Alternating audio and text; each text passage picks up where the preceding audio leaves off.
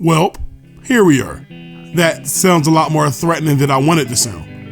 We made it through our initial plans of our RunBack series with unexpected results, and we thought we should do something special while we work on more content for it. So we decided to go off-road and do something different and take a look at something that's not really a fighting game, but the closest thing there is to one, and that would be a genre relative, the beat 'em up.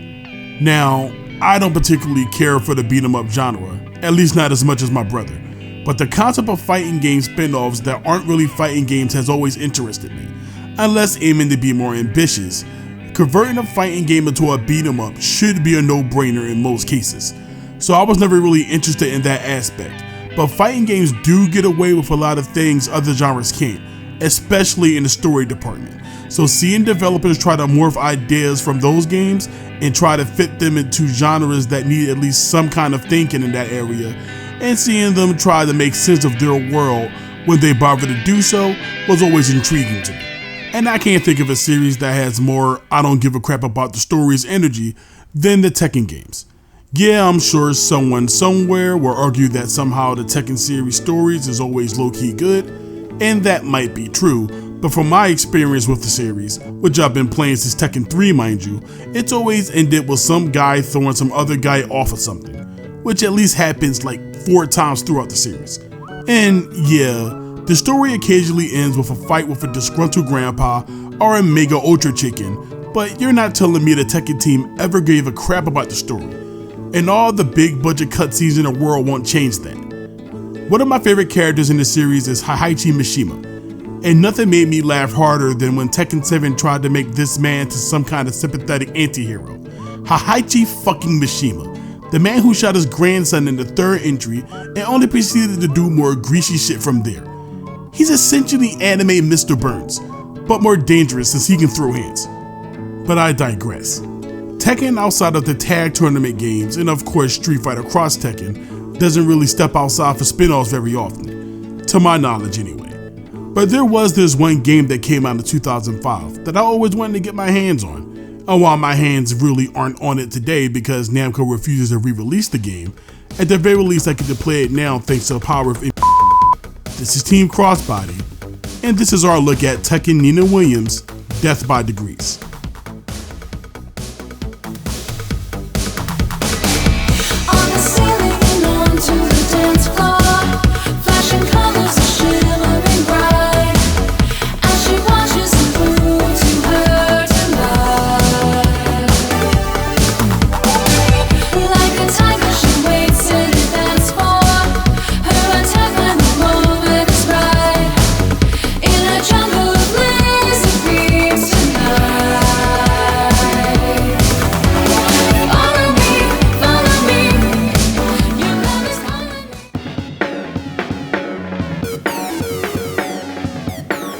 Tekken's Nina Williams and Death by Degrees, or Tekken Nina Williams Death by Degrees, or just Death by Degrees, is an action-adventure beat-em-up frustration simulator developed by Namco and released in 2005. The game was a spin-off of the Tekken series and was released between Tekken 5 and Tekken Dark Resurrection, and was Namco's only major attempt at a non-fighting game release for the series. This might be the result of us still trying to learn how to walk with our fresh out the box baby YouTuber leagues, but we found nothing about the development history behind this game, and we put at least half an ass into it. We even tried following the game's producer, Yuzo Sakagami, to try to find some insight that way, only to get sidetracked when we realized he was part of the team who ported Tales of Symphonia to the PS3. And now, while not the best port, with the GameCube being the best, I wouldn't call it bad. When I continued to search, see Tales of Symphonia Dawn of a New World, saw red, and immediately ended it. So, like most things in life, we had to resort to a wiki to find out anything. So, the game was originally called Nina, but eventually had its title changed to Death by Degrees as a reference to a combat system. And the creator said that profit wasn't a main motivator to create this game, but to serve the increasing number of Nina fans. Now, I can't find the source of this quote, but it does sound like an option select that a game developer might make if their game didn't do too well. But what do I know? Whoever said that helped make Death by Degrees, and we're sitting here on our asses with a 92 sub count, which is way more than I thought we have. Thank you, by the way.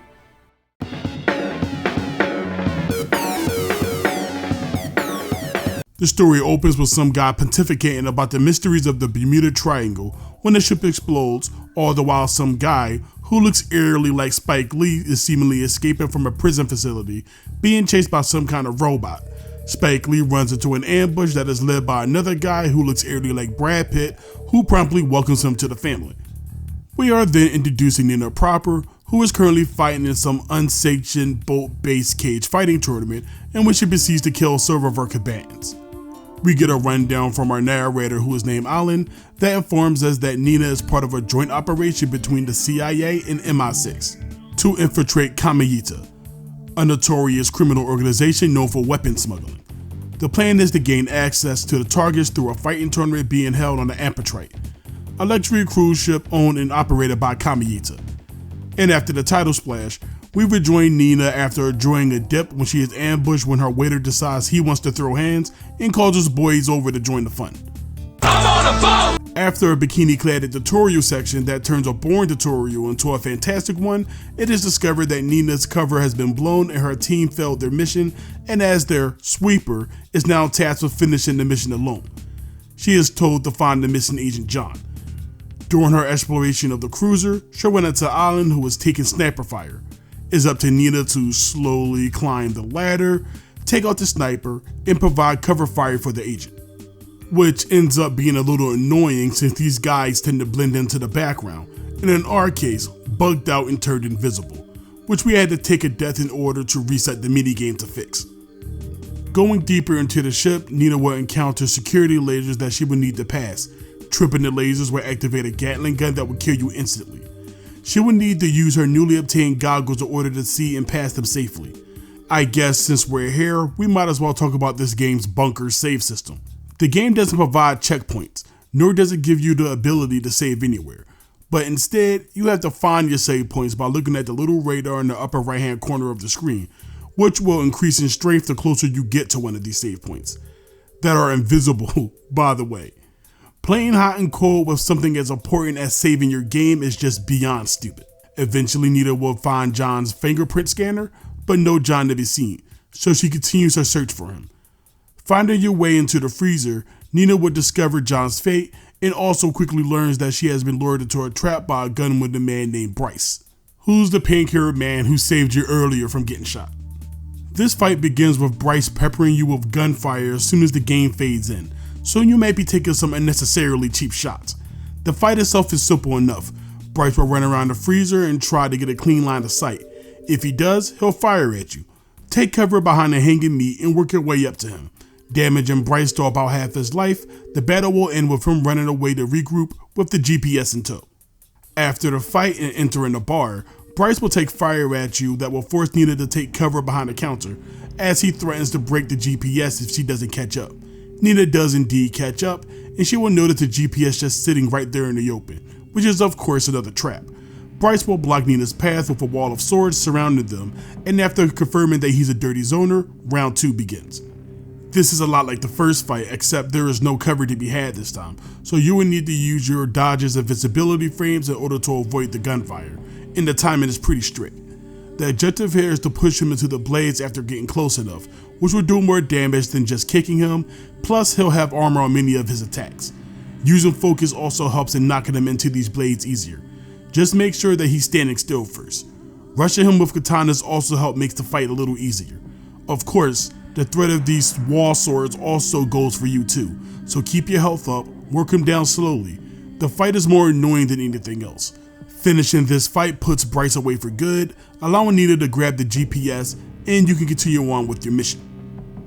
The victory of finally having access to the elevator will be short-lived, however, because after discovering Bryce has been killed, the power will be cut, and Nina will be forced to travel through the air ducts in order to reach the next area. After making her way back outside the boat, Nina will encounter a twitchy Alan who almost backhands her to hell. The two of them will have to talk after defeating a swarm of guards. That is, if you can see them past Alan's head blocking the camera. Then having a turn-based RPG fight with another guard. And finally, holstering and unholstering his gun while Nina does all the work. Now that they have time to talk, Alan will confirm that his trash performance during the fight was because of rust and not shitty AI, and will brief Nina on the mission further. He explains that Kamiyita are destroying their ships in order to sneak in weapons and using the recent fall of the Soviet Union as a cover to do so. The CIA and MI6 are both concerned that they're modifying these weapons for nefarious intent. After, Alan will give Nina the Stingray drone and her marching orders. He insists that she keeps a low profile and then fires his very loud, unsilenced handgun to open the ladder before separating once again. Now you have to explore the upper levels of the cruiser. Nina will have to enter the executive areas through the fish tank. Swimming in Death by Degrees will have you enter first person mode in order to navigate around. Of course, she has an air meter and everything, with running low on air slowly reducing her health afterwards. With the way that she moves and the sound that she makes, it really reminds me of another old Namco game called Treasures of the Deep. Nina really comes off like she's in a tiny submarine while underwater. I wonder if this was some kind of deep cut reference to that. The sniping does come off as a callback to Time Crisis, so maybe. Nina will soon find herself in Lana Lee's room, in which you will have to search the area in order to construct her fingerprints, which includes the use of your newly obtained Stingray.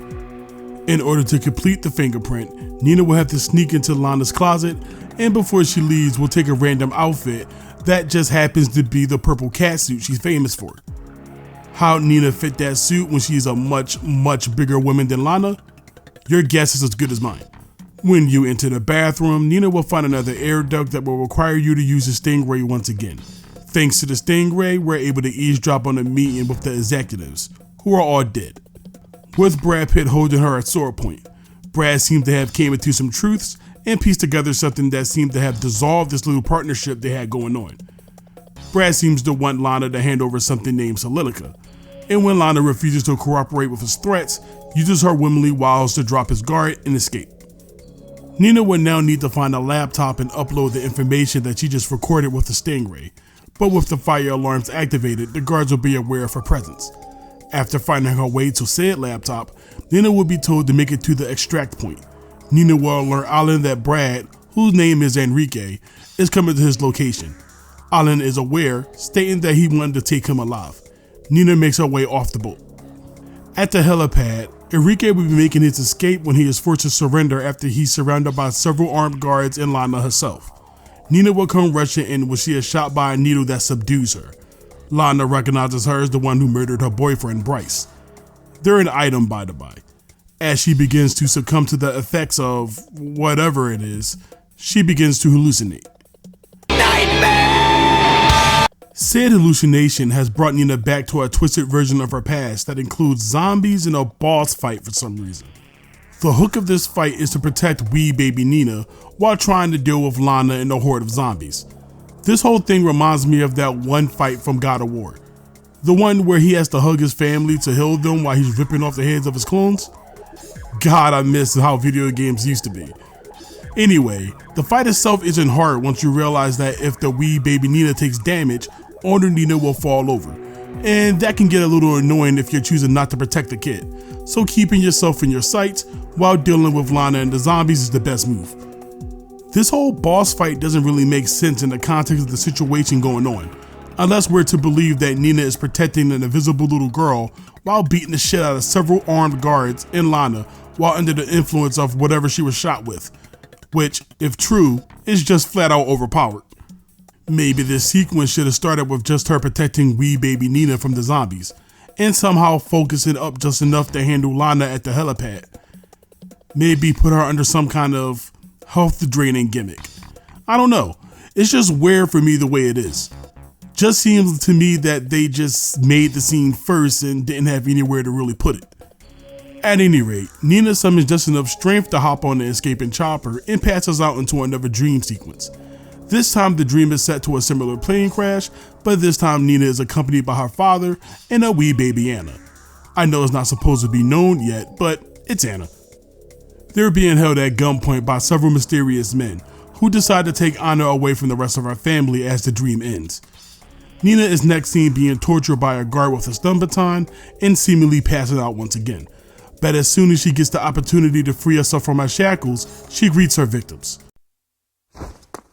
Morning.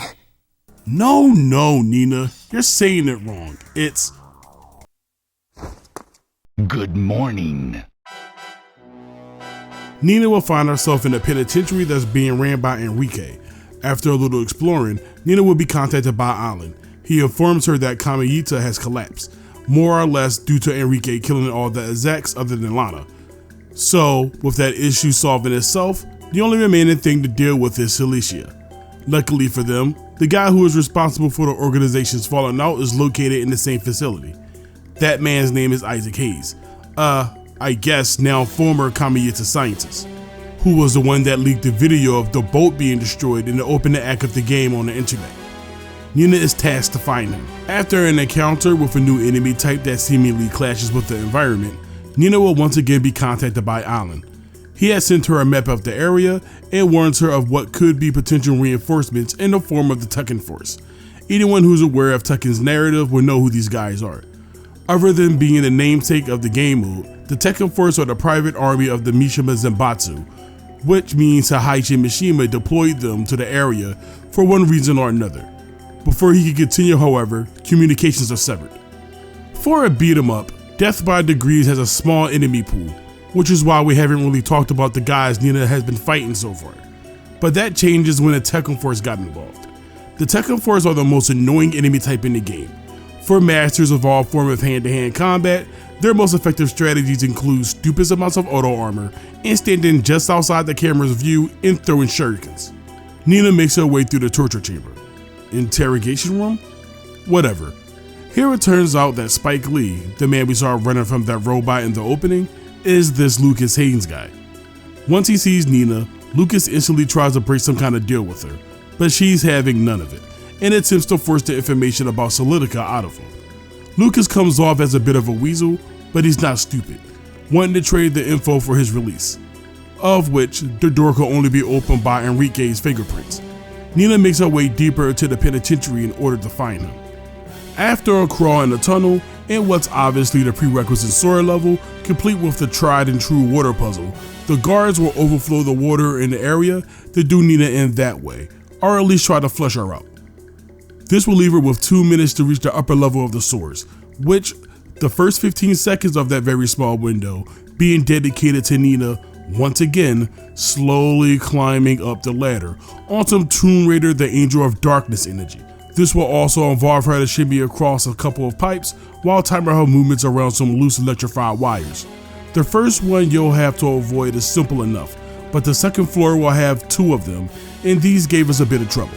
For some reason, on this pipe in particular, Nina will randomly stop moving, and will have to take damage from the wire, causing her to drop down for an instant death. At first we thought it was our controller acting up, but nope, everything was working fine. After several deaths, we noticed that it had something to do with the camera's movements. That was the first problem. The second lies once again with Nina's "I don't have anywhere really to be" speed when doing anything. The wire's hitboxes are also a little bigger in this area as well. All these things combined made for a frustrating section that we died many times on, but we eventually got past.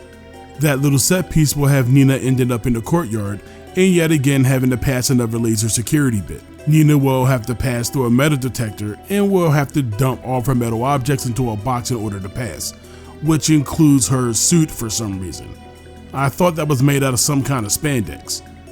Claire Redfield didn't have to take her clothes off when she did a similar thing in Resident Evil Code Veronica. Anyway, after a quick section in her bikini that turns a boring section into a fantastic one, Nina will activate the lift into the courtyard and returns to re-equipped. Having finally closed in on Enrique, Nina snoops in on a conversation he's had then with a voice that any fan of the series will instantly recognize. That's right, Heihachi Mishima appears in a pretty awesome cameo. Enrique is under a similar impression that Alan had, that the Tekken Force were deployed to help bolster his forces, but Heihachi shuts down that thought almost instantly, telling him that the only reason they're down there is to test their abilities, and expressing no interest in Solidica when offered. Nina then drops down to confront Enrique, and Heihachi, after turning down the weapon Solidica, will gladly take Nina for payment for the Zanbatsu's involvement. Of course, Enrique is not planning on delivering her in one piece. This is a pretty straightforward battle. Enrique has a good amount of reach with that sword of his and will defend against most attacks being thrown at him. The key here is to wait for him to throw out an attack, then whiff punish him while he's in recovery. Getting behind him also seems to work as well. But be careful, his sword has a couple of janky hitboxes to them that makes him feel like he's from Soul Calibur or something. It's not a hard fight, just a long one if you're planning on fighting him carefully. After defeating him, Enrique will surrender to Nina, almost too easily. Turns out his plan was to distract Nina long enough to be caught off guard by another Tekken Force member, who turns out to be Nina's sister, Ana, who promptly knocks her on her ass with Enrique getting away. Nina then has a flashback returning to the plane crash once again. This time, wee baby Nina is staring at her father's corpse with a particular sinister looking wee baby Anna standing over a gun by their feet, implying that she shot him to death. Honoring her half of the deal, Nina frees Lucas from his holding cell. But before they can talk, Alan calls Nina and alerts her that he's moving underground, where Lucas' lab is also located. Turns out Solidica is some kind of gas, and the wrong group getting their hands on it can mean the end of the world. So they also head underground. After another annoying pipe shimmy moment, but this time with searchlights, in a lengthy sniping section, Nina will meet back with Lucas and they'll take the elevator to the first floor. In the meanwhile, Enrique and Anna will be hitting deeper underground as the odds of a giant robot are shown. Back with Nina and Lucas, the two of them will be locked behind a gate where Nina would need to use her Stingray drone for the final time of the campaign. The mission here is to pilot the drone and land it on 2 buttons while trying to avoid the guards. That's easier said than done. If you happen to alert the guards, they will try to shoot down the drone. At that point, it's pretty much up to luck if they manage to do so. Getting into the elevator, Alan will contact Nina, but they're stopped when various soldiers are heard yelling in an attempt at fighting off something. After escorting Lucas down the tunnel and cutting the power to the electrified gate, Lucas opens it and gets Tom Dempsey'd in the chest for not knocking first and falls through the weakened bridge into what could be his death. Nina faces off against Anna. As Lucas unwittingly demonstrated, the gimmick to this fight is to take on Anna while watching you step around the collapsing bridge. Other than that, the fight is pretty straightforward. Anna has the same abilities as you, so think of it as a match in Tekken. Except your characters are able to move like they're not in a box factory and don't need to perform an old Korean combination of buttons constantly in order to do so. This fight can end sooner if you manage to knock Anna into the pit, but this is much harder to do. After the battle, a giant robot will appear and jump on the bridge, utterly destroying it, sending both it and Anna plunging into the pit below, with Nina attempting to try to do anything to rescue her sister, but ultimately having no control of the situation. Slightly below, Lucas miraculously ends up to be alive after a bunch of loose wires stop his fall. That is until Anna bashes into him and they fall once more. Luckily for them, they fall onto some sandbags, where the robot has Lucas in his sights and begins to chase him into a series of maze-like tunnels. Lucas will contact Nina in a panic, telling her about his situation and that she'll need to enter a nearby station in order to guide him out, while staying one step ahead of the robot, which begins the most annoying puzzle in the game. I'm making this puzzle a boss fight. It clearly isn't, but the puzzle gave it such a hard time that it might as well be. The objective is to guide Lucas to the exit of the tunnel using an old map and several surveillance cameras, of which you only have access to a couple of working ones. If you manage to guide him to the exit first, it will be boarded off, and Nina will have to guide him to something that he can use to pry it open, which in this case will be a crowbar. After he grabs the crowbar, you then have to guide him back to the exit. The issue with this puzzle, at least for us, is that there's not enough information to guide him clearly. Each part of the map that he stops on will be assigned to a letter on the map, with only 4 cameras giving you the ability to actually see where he is. Each time you start the puzzle, he will spawn at a random letter, and that includes the areas that you can see him. So you'll have to guide him just by word of mouth and the map alone.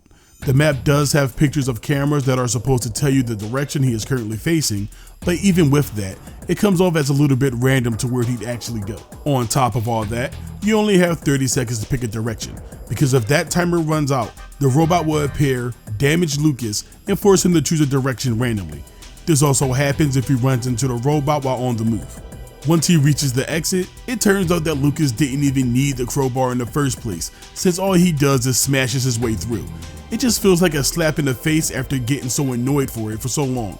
Anyway, Lucas causes a mini cave-in and blocks the robot's path, preventing it from pursuing further. Look, it might not be that difficult to others, but it was for us, and I'm just going to move on because I feel myself getting heated just thinking about it. After a bit of exploring and fighting, Nina will have to enter Lucas's lab by swimming, leaving Lucas behind because he's not as good as a swimmer, having to open the door once she reaches the other side. Once inside the lab, Lucas will explain to Nina that the legends of the Bermuda Triangle are due to bubbles, or to be more exact, methane hydrate, that lies in the bottom of the ocean in a harmless crystallized form. Once this crystallized state is heated to appropriate levels, it'll take a form of a gas and rapidly rises to the surface that carries a magnetic charge. This charge thrown off ship navigations while forcing the boat to sink to the bottom of the ocean. Look, there's a lot of Metal Gear Solid style ass-pull science involved in this scene, and I really don't feel like breaking all that down. So here's a simplified version of everything. Methane hydrate crystals lies at the bottom of the ocean, and is harmless unless you heat it to an appropriate degree, at which it will turn to a gas. Kamiyuta wanted to control this phenomenon and planned to use silica, that's the satellite, not a gas like I said for whatever reason, to heat up the methane all at once at a global scale, vaporizing the ocean, which will result in a mixture of the two gases destroying the ozone layer itself. That's about the long and short of it.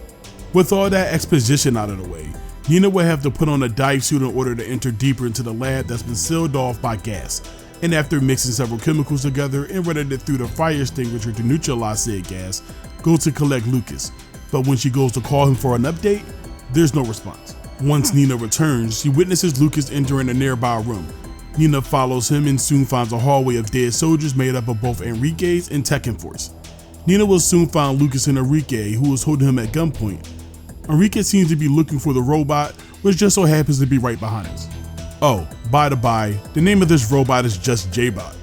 This is a mostly easy and short fight that's made a little annoying because of the camera angle. Just beat on it for a while. If you save up enough firearms at this point, that'll make the fight so much more faster. Reducing the J-Bot's life by half will have Alan show up to start up some kind of radioactive machine that you'll have to finish the remaining of the J-Bot's health in order to use. Continuing on, Nina and Alan will catch up with Enrique and Lucas as he forces Lucas to activate silica to heat up the methane hydrate. They are too late, and before anyone can do anything else, the J-Bot reappears to knock Enrique into view of Nina, who's ready to square up. The J-Bot seems to be ready to attack the both of them, which urges Enrique to offer Nina a chance to team up in order to take down the robot. But once again, Nina is having none of it and confronts Enrique once more. This time, Enrique will pull out two daggers that will give him additional attacks that include a new projectile. Unlike the first fight, this one is a lot more of a brawl as he will be less defensive like he was the first time. To add on to things, the J-Bot will be rolling around trying to attack you both, although this will stop halfway throughout the fight.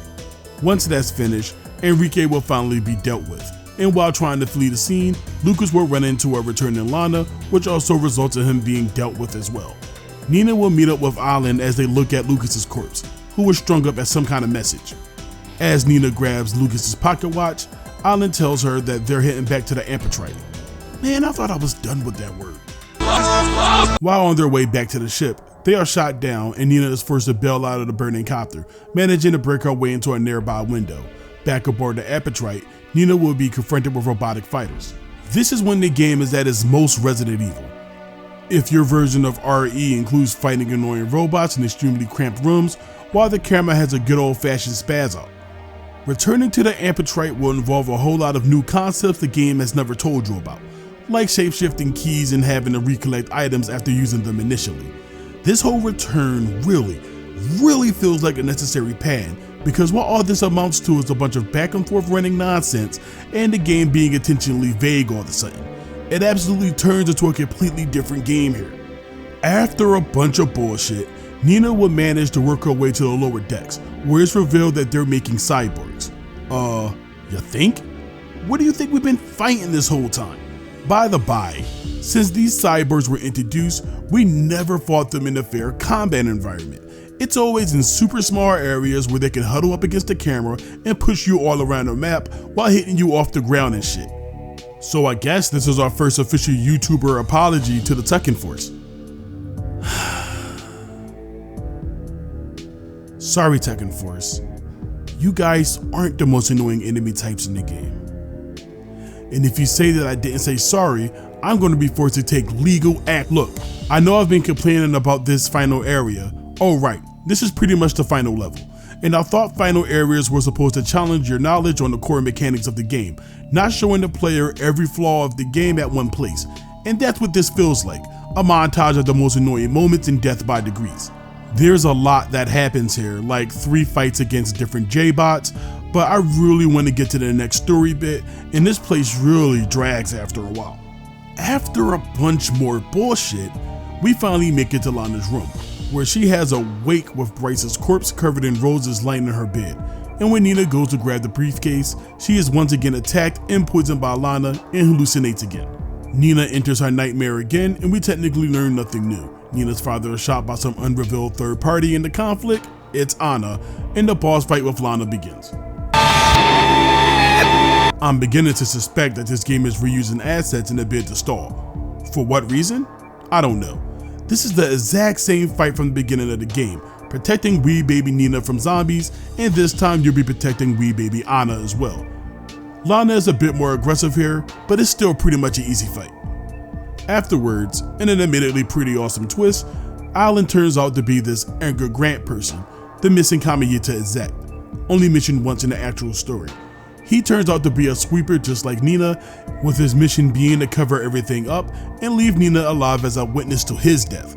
When Lana is surprised by his appearance, he fires several bullets into her and prepares to do the same for Nina. Before doing so, he laments that this was a part of the plan, but since everything with the shit, that turned Nina into a loose end. While Edgar is busy talking to Nina, this buys Lana enough time to shockingly recover, grab one of Bryce's guns, and fires into Edgar in turn, killing him. Or did she? More on that in a little bit. Nina then follows a severely injured Lana into a command center where she begins Solitica's countdown. Lana proves that she's not done diving into her bag of extremely convenient ways to get Lana poisoned, so she fills the room with the stuff and faces her once more. Again, we're thrown into another nightmare scenario. Nina faces Lana. Luckily, there's no one to protect this time, but don't worry, there are plenty of Enrique and Bryce zombies to fight, as well as a new tackling enemy type. Other than that, it's the exact same fight as before. She might be disappearing more often, but she'll knock that off once you knock out half her life. Creepy Lana finally goes down, and Nina makes her way to Solitica's controls and uses Lucas's pocket watch as a device to trigger the satellite's self-destruction, saving the world.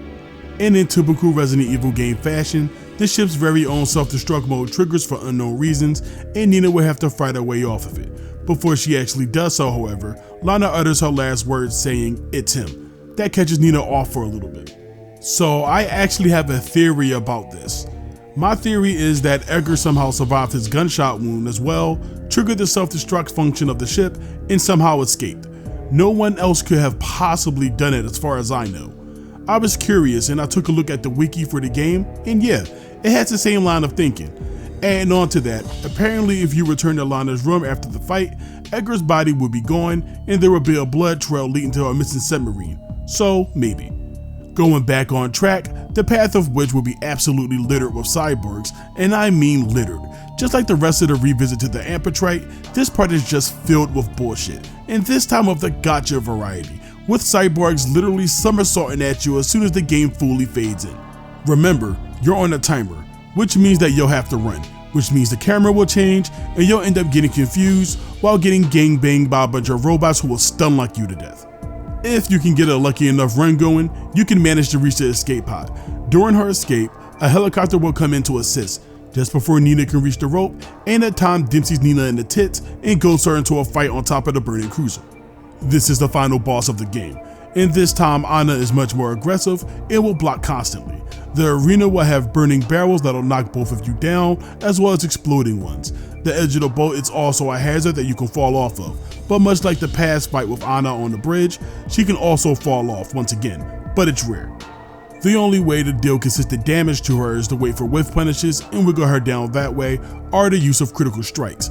I also hope you're comfortable with blocking as well, because you can take small pot shots on her that way too. That's about it. There's no real way of cheesing her other than knocking her off the boat.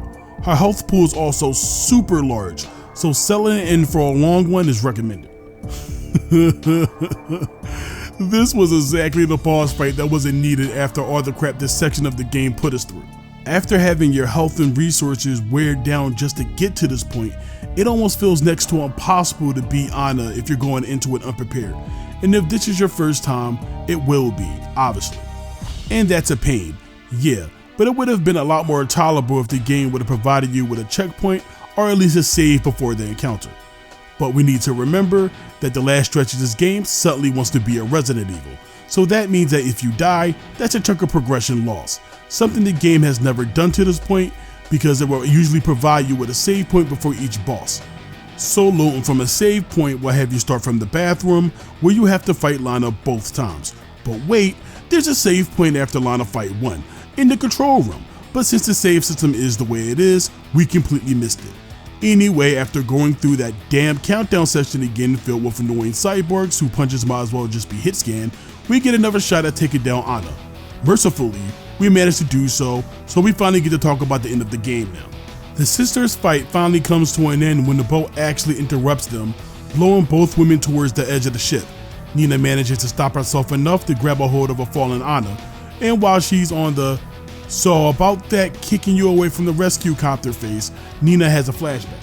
Returning to everyone's favorite crash site, we get a good life lesson in the fact that if you hold up a gun to a parent's head and then proceed to threaten their children, they might just spring into action in an attempt to protect them.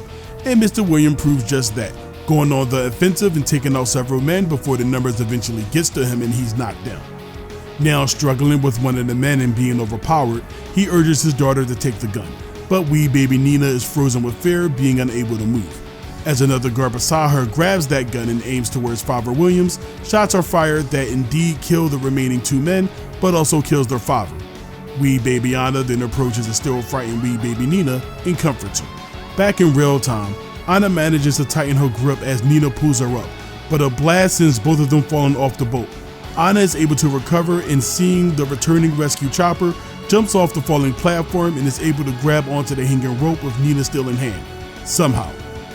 Ana gives Nina a similar warm look that she gave during the flashback, as several ships can be seen on the horizon arriving on the scene. Ana tells Nina that they're finally even before dropping her in the ocean to be picked up, and Nina chuckles and gives a little smirk as she flies off into the distance. With her earlier quote from Alan, Edgar repeated, "Death by degrees comes to a close." I'll just fire off some random thoughts I had about the story mode now that it's finished. Honestly, I wasn't expecting much going in, but the plot of Death by Degrees is actually pretty good and fun to experience. It's very simple, although at times I did get confused on what Celacia actually was, but I'm going to strike that as me not paying attention and not a fault of the game. The cast of characters was shockingly small, and I was put off guard with how much I actually liked them, even though they were kind of one-note and cookie cut. I would say that my favorite characters outside of Nina, because I already liked her, would have to be Lucas and Enrique. I ended up enjoying the short-lived relationship Nina and Lucas had, despite it just being cool guy and nerd. It was nice to see the little interactions Nina had with him. Enrique's entire character can just be boiled down to a cool criminal guy with an accent, and I think I largely liked that about him because he might as well be a part of the Tekken main roster already. He certainly has the look. Maybe if this game was more successful. The, I guess, double twist with Alan being Edgar isn't really surprising, but I let my guard down long enough for it to work on some level. He is only mentioned once by name in the whole story if I remember correctly. What really shocked me was Lana surviving and just seemingly ending Edgar instantly with what was clearly plot armor, because that girl was shot 4 times in the chest directly and still ran away, started Solidica, and had a whole boss fight before finally succumbing to her injuries.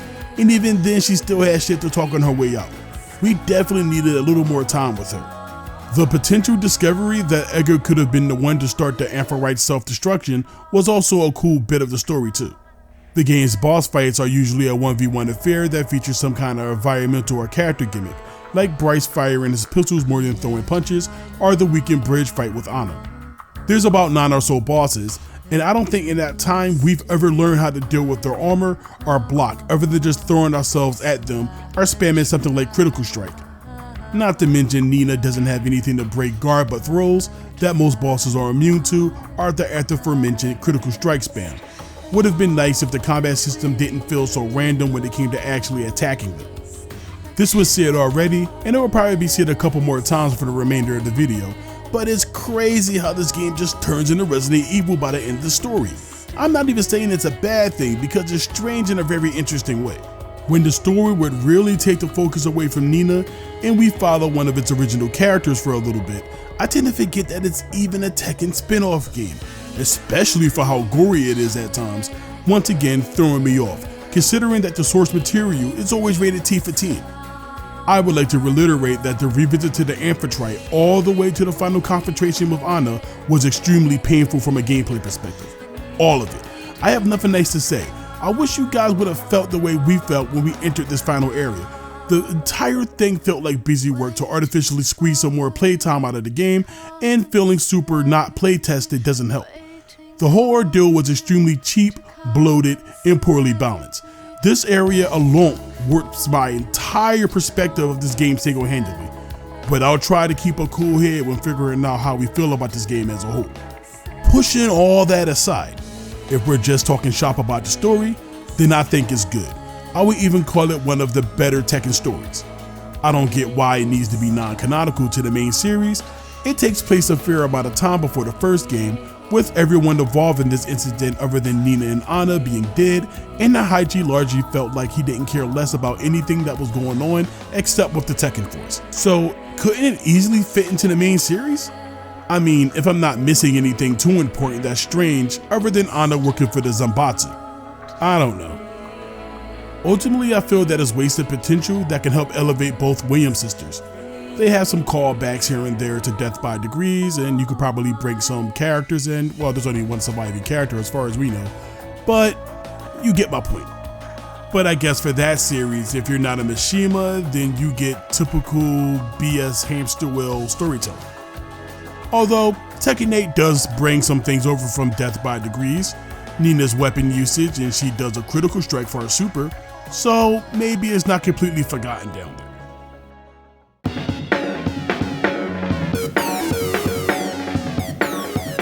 Tekken 5, from my recollection, was a very good looking game for its time, and I sadly can't feel the same about Death by Degrees, which might not be a totally fair comparison, seeing that one's a fighting game and the other is tasked with being a much bigger action adventure game.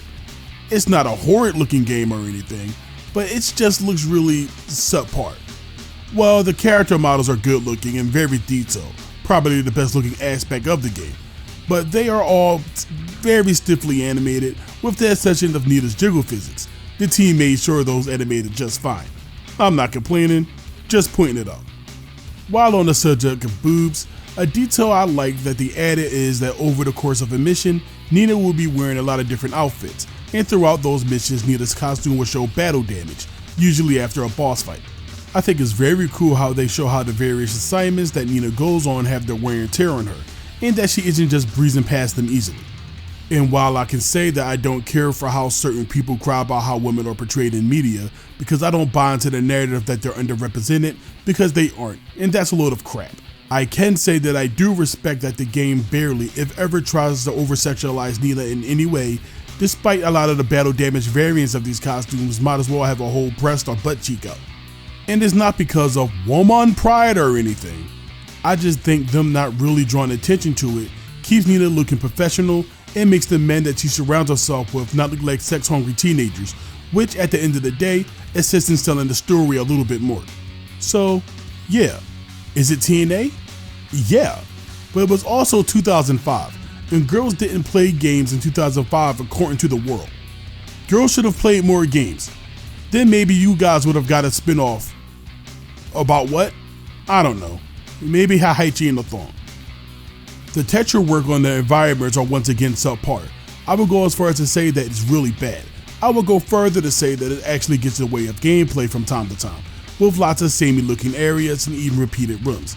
This is especially harmful in the prison section of the game, where the endless halls of washed out gray and brown will literally have you running in circles, missing important rooms because you thought you've been there already, the moment where you're crawling through the tunnels, and God, that underwater section really are some of the most irritating parts of the game.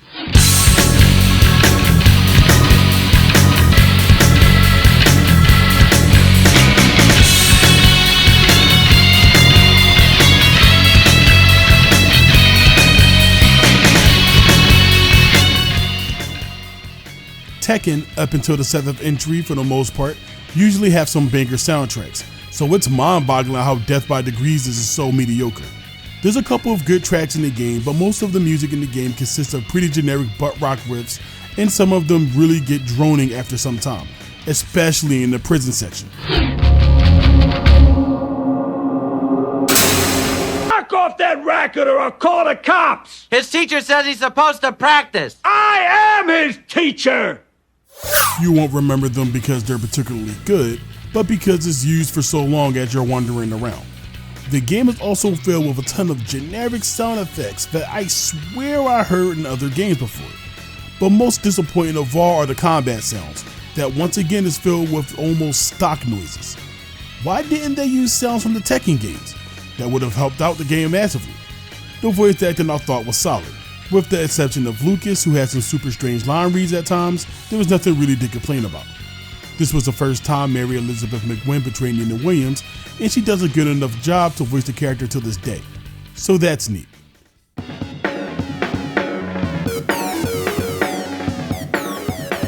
Death by Degrees is a hybrid between combat, Resident Evil style puzzles, exploration, and several minigames.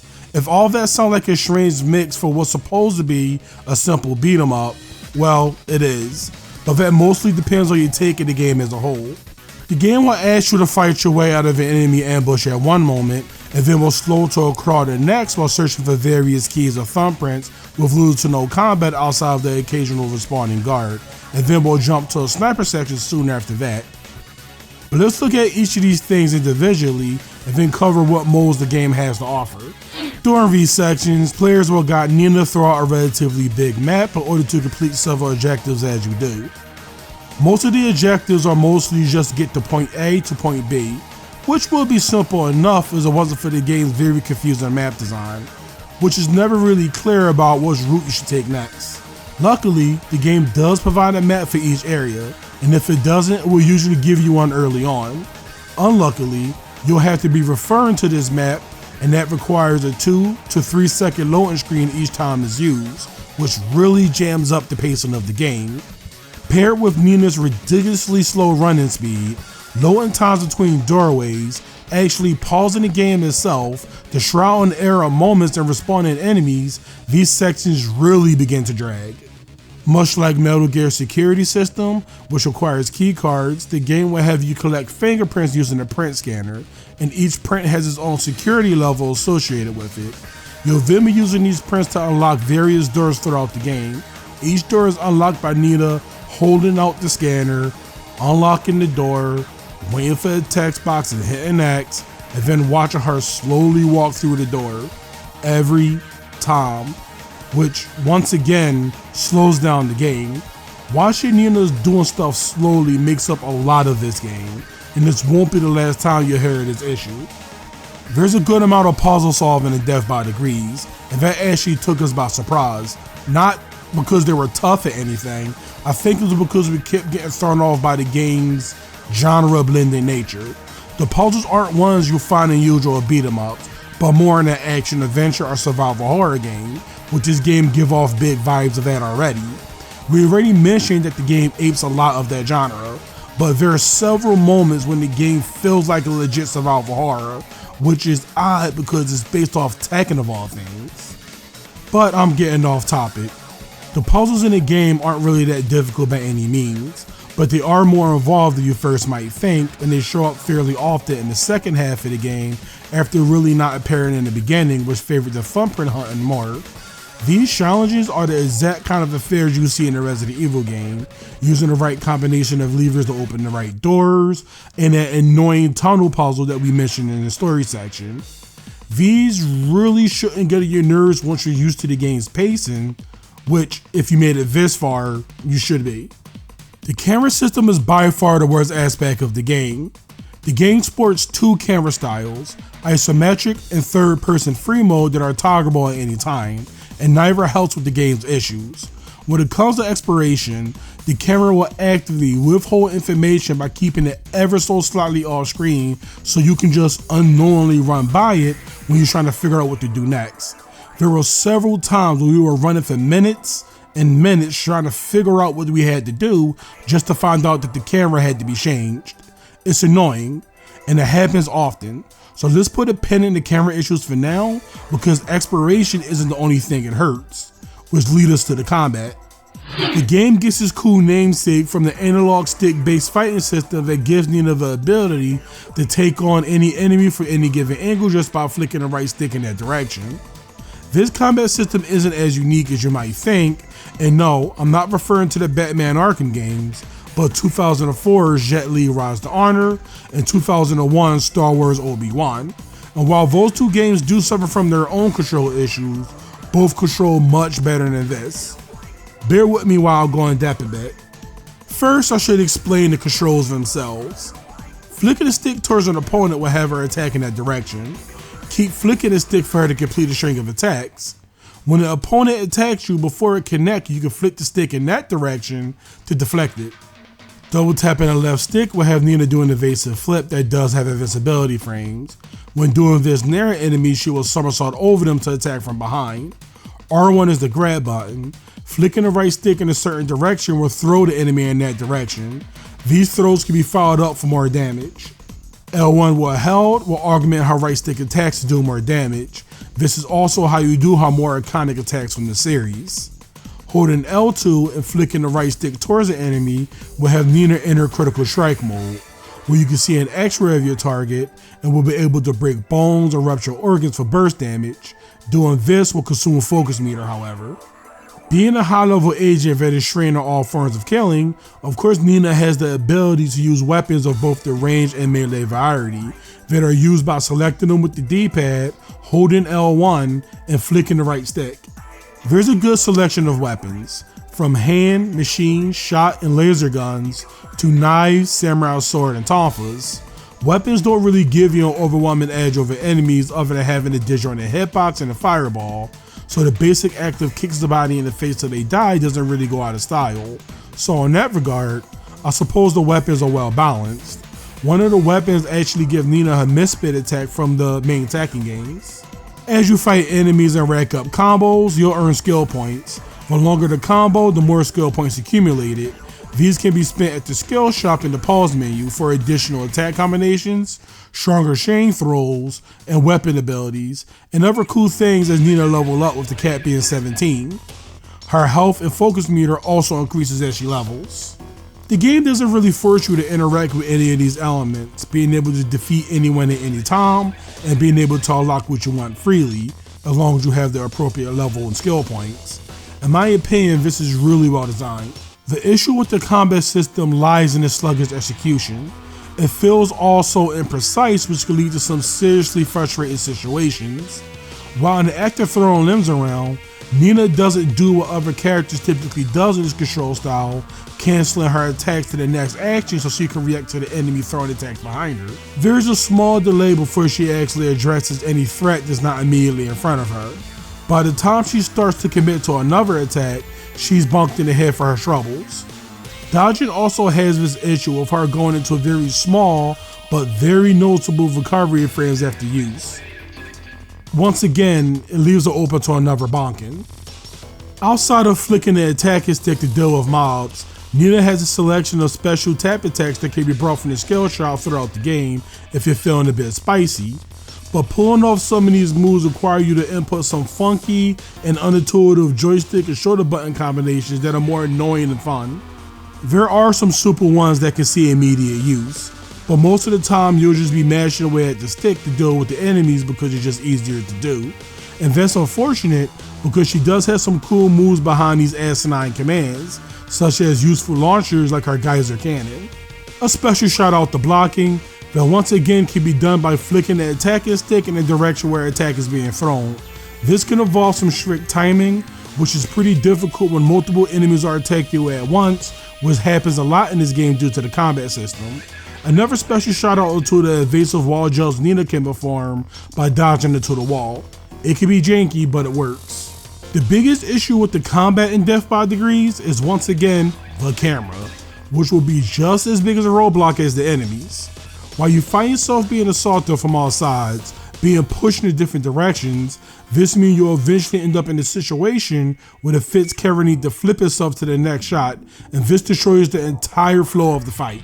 Viewing Nina from a different perspective will suddenly change your inputs, and you'll start freaking out and kicking the air because your controls are suddenly flipped on his head, which of course will lead to a curb stop as you try to reorientate yourself. The camera will lead to fun moments such as hiding firearm wielding enemies just outside of your sight, taking pop shots at you from off screen while you're trying to deal with who's in front of you, which could lead to hit stun, which could lead to the enemies in front of you confirming their hits and push you into annoying juggle situations. The game showers you on health, but this seemed like a sloppy band-aid for the poor camera. The game does have stealth to a degree, but it just amounts to Nina clomping around loudly and her victims being too dumb to hear them breaking her necks. Wait, whoa, clomp? Yes, Lana, clomp, meaning... I know what clomp means! Your clomping ass ought to know. It's not encouraged, but it does skip combat sections every now and then. These guys make fighting games, so it's strange that the combat mechanics are so half-baked and poorly thought out.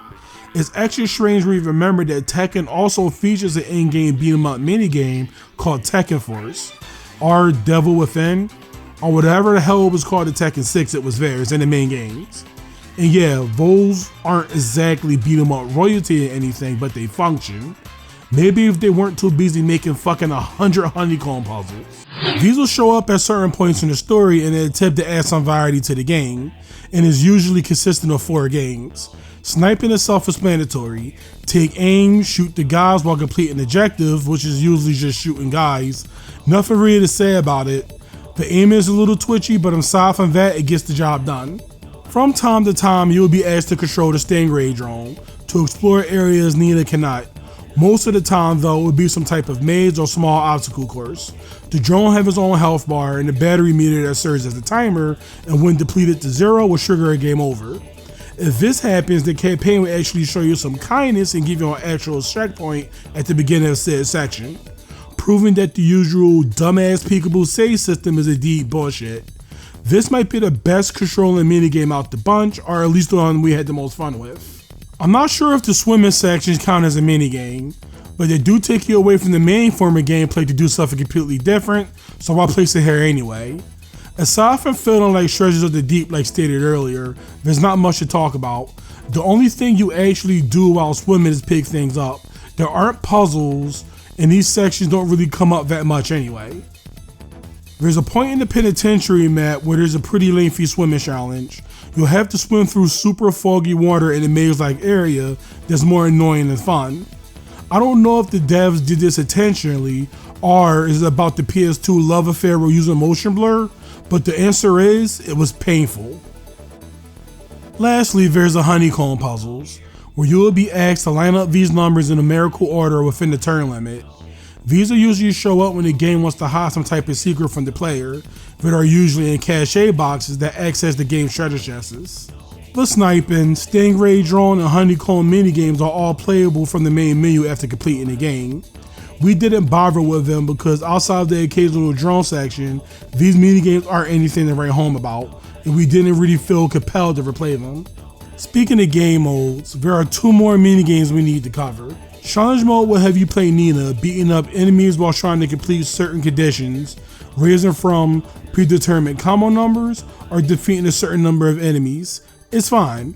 It's just mindless beeswax if you want more out of the game. There's one more mode we need to cover that has some actual plot relevance though. You'll be playing Anna Williams in this minigame to find out what happened to Nina after her escape from the Solitaria Penitentiary. The game objective is to collect data cards as you make your way to the pair alive. There's a couple of changes from the main game to this, such as not being able to save, with the stupid save radar being used to assist Anna in locating the data cards, and Anna being unable to use firearms but still free to use melee weapons. She also has every hand-to-hand combat skill unlocked from the start. It's fairly challenging and replayable. This is the kind of content that would definitely be hung over our heads for $10 to $15 DLC nowadays.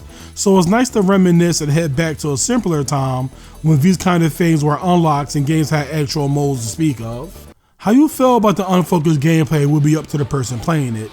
As for us, we enjoyed the game enough to at least find something to like about it, despite the admittedly many flaws the game has, but more on that later.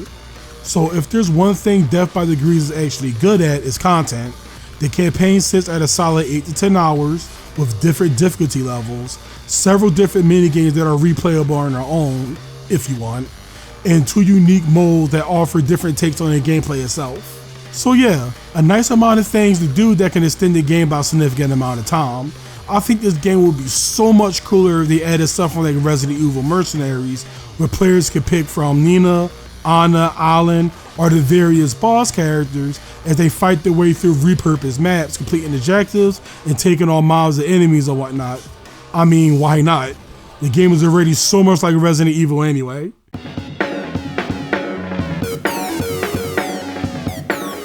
I wonder how many people will make it up to this point of the video. Not much, I'm sure, but oh well. That's the way this kind of thing goes. But for the 3% of you that do, be in mention typing the words 10 trillion tons of mayhem in the comment section. Why?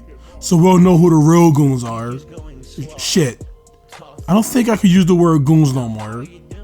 Oh well. Nathaniel G writes, I consider myself a fan of tactical espionage. I've played through all of the PlayStation Metal Gears, the games I consider to be the top of the genre, several times. I enjoyed Nina Williams' character in Tekken and the idea of a female lead. Ugh. I should have just avoided it.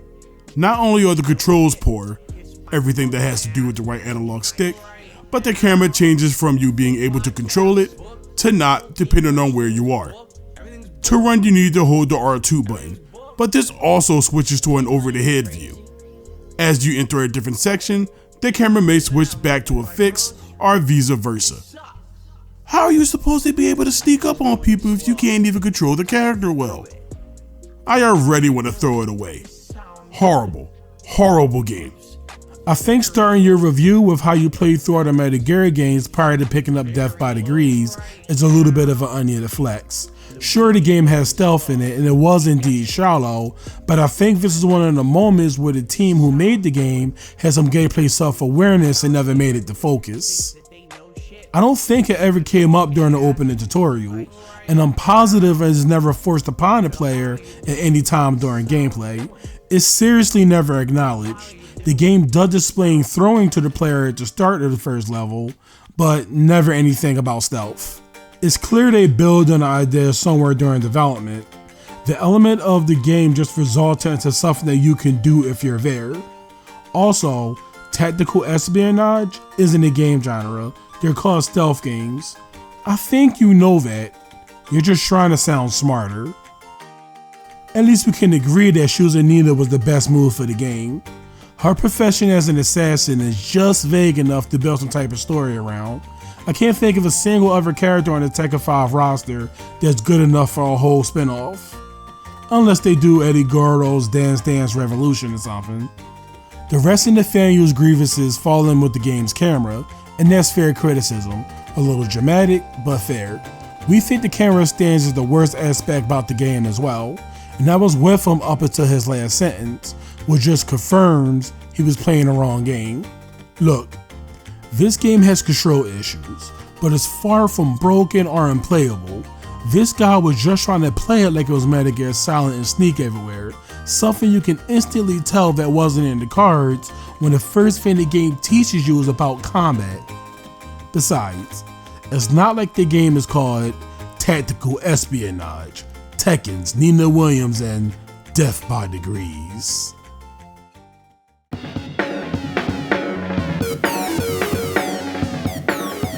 Tekken's Nina Williams and Death by Degrees wants to wear a lot of hats and appeal to a lot of different people all at the same time.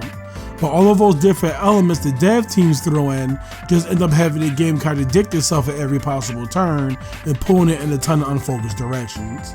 Much like its own multi-directional combat system, leaving the game feeling unpolished but not broken.